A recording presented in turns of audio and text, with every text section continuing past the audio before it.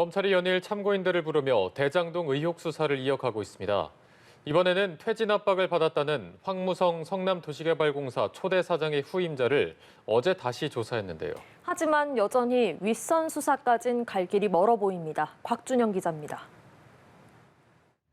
서울중앙지검 전담수사팀이 황우영 전 성남도시개발공사 사장을 지난 15일 참고인 신분으로 다시 불렀습니다. 이재명 시장 당시 성남시 도시주택국장으로 있다가 2015년 황무성 공사 초대사장 뒤를 이어 사장에 오른 인물입니다. 검찰이 다시 조사에 나선 이유는 크게 두 가지입니다. 먼저 대장동 사업의 걸림돌로 여겨졌던 전임자 황무성 전 사장의 사퇴 압박 경위를 살펴보기 위해서입니다. 검찰은 황 전 사장의 퇴진을 둘러싼 전후 과정을 조사한 것으로 알려졌습니다. 윗선 개입 여부도 관심입니다. 또 대장동 사업에서 민간이 막대한 이익을 챙기게 설계한 경위, 사업 의사결정 과정도 파악한 것으로 전해졌습니다.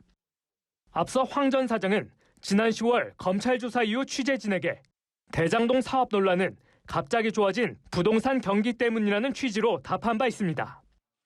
이처럼 검찰이 연일 성남시와 성남도시개발공사 관계자를 조사하고 있지만 관건은 수사가 더 윗선으로 뻗어나갈 수 있느냐입니다. 그동안 소환자는 불렀던 인물을 또 부르거나 대장동 사업 의사결정 과정에서 핵심이나 실세라고는 보기 힘든 실무진급이 대부분입니다. 검찰이 윗선으로 나아가지 못하고 계속 밑부분을 맴돌고 옆으로 움직이면서 변죽만 올리고 있다는 지적이 나오는 이유입니다.